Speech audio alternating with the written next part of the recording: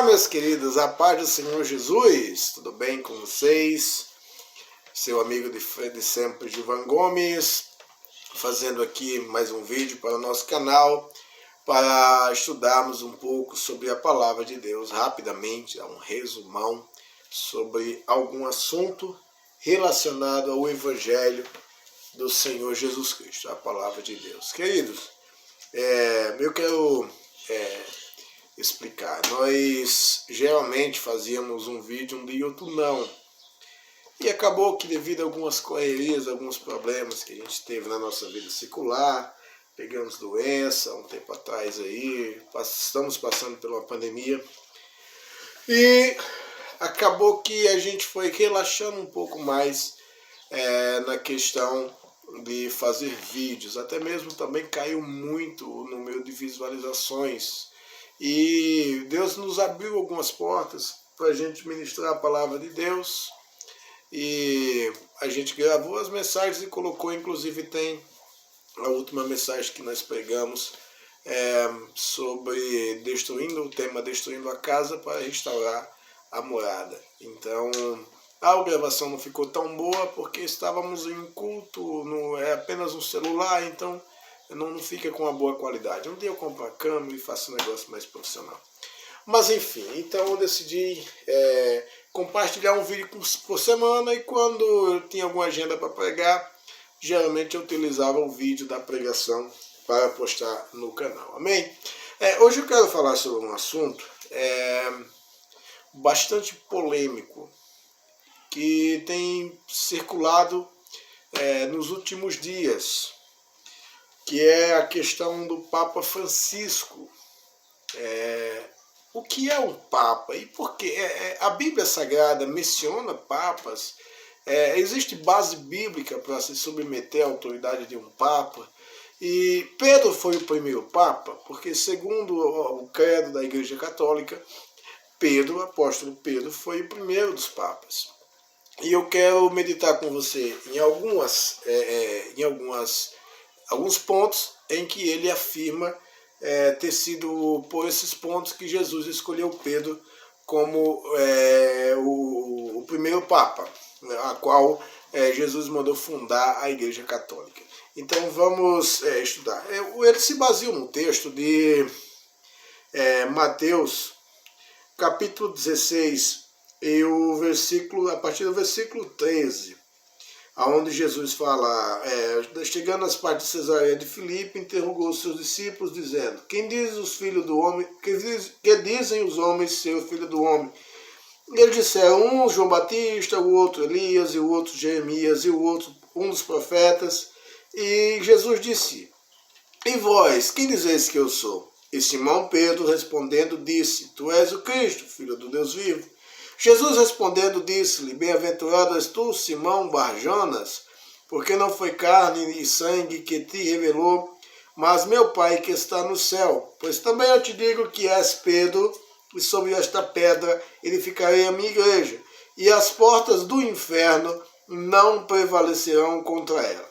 E eu te darei as chaves do reino dos céus, e tudo que ligares na terra será ligado nos céus, e tudo que desligares na terra será desligado no céu. Amém? Então, é baseado nesse texto aqui especificamente, que dá-se o credo de que nesse exato momento, o Senhor Jesus Cristo havia escolhido Pedro para ser o primeiro Papa e ser ele, então, esse líder maior da igreja e edificar através dele a Igreja Católica. Porém, é uma tese muito inconsistente. Existem diversas divergências de entendimento sobre esse texto. O que aconteceu nesse episódio específico foi o seguinte: perceba que Jesus levou os discípulos até Cesareia de Filipe, que ficava cerca de mais de 50 quilômetros de Jerusalém. E Cesareia de Filipe é uma terra de idolatria, ok? Então ali existiam muitas crenças e muitos deuses, e Jesus levou eles lá e perguntou para eles, o que os homens dizem que eu sou? Como que os homens me conhecem? E os discípulos falaram, uns dizem que é um profeta, outros dizem que é Elias, outros que é João Batista. E Jesus falou, e vocês? Para vocês, quem eu sou? E Pedro então fala, tu és o Cristo, o Filho do Deus vivo. E Jesus olha para ele e fala, bem-aventurado, porque não foste carne nem sangue que revelou a você, mas sim o meu Pai que está no céu. Aí Jesus fala para ele o seguinte, eu também digo que tu és Pedro, e que sobre esta pedra eu edificarei a minha igreja. O que isso quer dizer? Irmãos, todos nós somos, permita-me usar essa expressão, somos um Pedro. Como assim? Somos uma pedra na edificação da igreja de Cristo. Somos membros da igreja de Cristo. O que ele queria dizer era justamente isso. Ele apenas colocou esse novo nome em Pedro, para dar um certo destaque, não à pessoa de Pedro, mas ao discípulo. Como que eu posso explicar isso aqui, Jesus?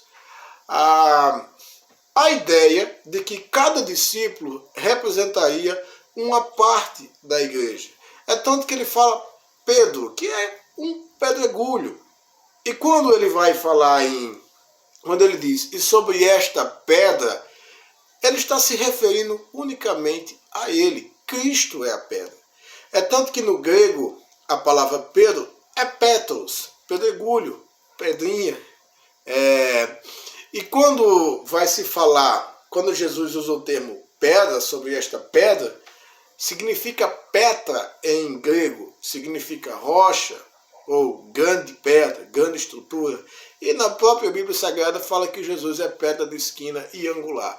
Então essa é a melhor interpretação do que quer dizer esse texto. Jesus disse, eu sou a pedra, a igreja vai ser edificada sobre mim, e vocês são pedregulhos. Usando assim o exemplo de Pedro, representando você é um pedregulho. E você vai fazer parte dessa igreja, que eu estarei edificando sobre esta pedra, que sou eu. Também tem a questão de, eu te dou as chaves do reino do céu. Aí criou-se essa questão de que Pedro virou um porteiro no céu. E não é isso literalmente que quer dizer. Todo cristão que professa o nome de Jesus Cristo, ele torna-se um representante de Cristo na terra. Então ele também tem as chaves. E tudo que ele ligar está ligado, e tudo que ele desligar está desligado. É uma autoridade que Cristo entregou a todo aquele que confessar o nome dele como seu Salvador e servi-lo. Você passa a ser adotado como filho de Deus, assim como Pedro foi. Pedro foi apenas um exemplo do que Cristo queria falar para todos aqueles que o servem. Essa é a minha opinião, essa é a minha interpretação. Outra interpretação que eles falam é que o fato de Jesus ter mencionado bastante o nome de Pedro, e que o nome de Pedro foi um dos mais mencionados nos evangelhos, significa que Pedro era alguém destacado. De fato, tem alguns textos que diz Pedro e os demais, Pedro e os outros, mas isso não quer dizer que Jesus conferiu a ele alguma autoridade. Pedro era muito excêntrico, muito extrovertido, um pouco ansioso até demais.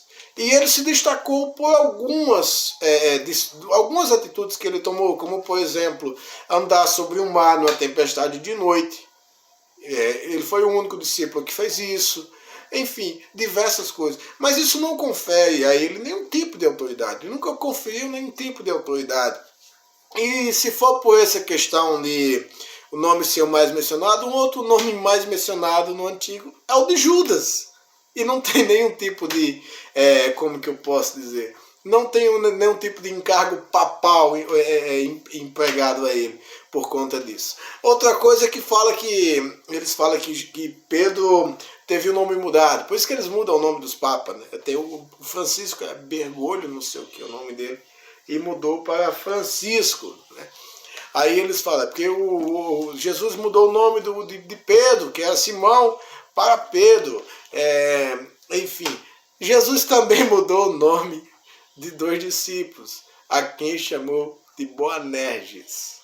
Então Jesus de vez em quando tocava, dava alguns apelidos carinhosos, assim, uma forma de você chamar, se você se referir à pessoa. E como antigamente também não tinha muito essa questão do registro de cartório, como tem hoje em dia, que dá um trabalho para você mudar, né? E antigamente provavelmente não dava tanto trabalho assim, as pessoas mudavam de nome, como por exemplo, Noemi disse, eu quero que me chame de Mara a partir de hoje, né? Porque eu me tornei amarga. Então, o fato de ter o nome mudado não confere a ele nenhum título papal. Outra coisa também, um dos nomes mais mencionados no Novo Testamento é o de Paulo. Paulo não teve nenhuma referência assim que afirmasse que ele seria uma espécie de líder papal, apesar de ser ele um dos maiores fundadores da igreja. O que acontece é que a igreja de Roma, a igreja implantada em Roma, dos romanos, se destacou muito quando Constantino implantou a igreja, o cristianismo como religião oficial de Roma.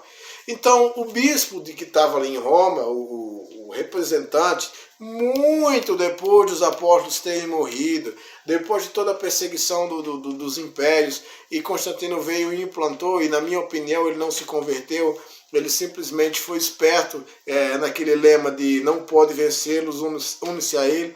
Então, Constantino estabeleceu que o cristianismo seria a religião de Roma. Então, o líder de Roma, o bispo de Roma, passou a ter uma espécie de autoridade, assim dizendo, sobre as demais congregações que foram abertas. E isso gerou muita influência também a nível de governo, de império e muitas coisas. Então, isso é um estudo para você. Por favor, estude sobre a história da igreja, história de Roma, que vai ter muita coisa interessante para você se aprofundar e conhecer mais da história. Mas o propósito desse vídeo é apenas explicar em pouquíssimas palavras o porquê que nós não acreditamos no ministério papal. E uma coisa mais interessante é que Jesus disse, a ninguém chame de pai, porque vocês têm um pai que está no céu. E curioso que o líder maior da igreja se chama Papa, que significa pai.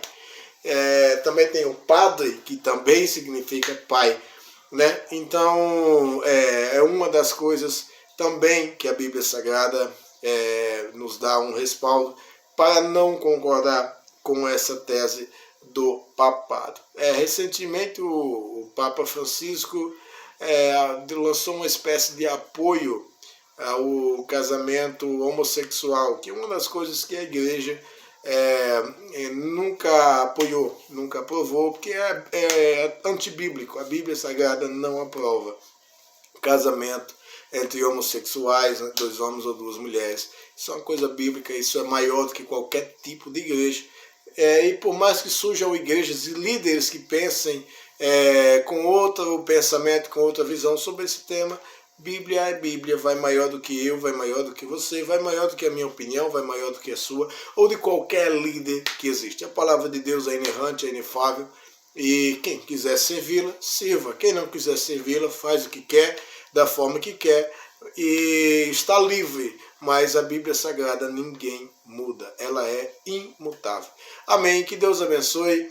E ore por nós, se inscreva no nosso canal, se não é inscrito, deixe o like, compartilhe esse vídeo. Perdoe, eu não preparei texto nenhum, apenas fiquei refletindo esses últimos dias o que eu poderia falar, como que eu poderia me expressar, e nem acho que eu me expressei tão bem assim, de uma forma de explicar, mas que também eu não quero deixar o vídeo muito longo, senão vai ficar muito cansativo as pessoas assistirem, e geralmente você vem, dá o like e vai embora. Então, eu peço que, por favor, assista até o final. Se não gostar, se não concordar, comente aqui embaixo, deixe a sua opinião, obviamente com respeito, e a gente vai aprendendo uns com os outros. Que Deus abençoe, um abraço e até uma próxima.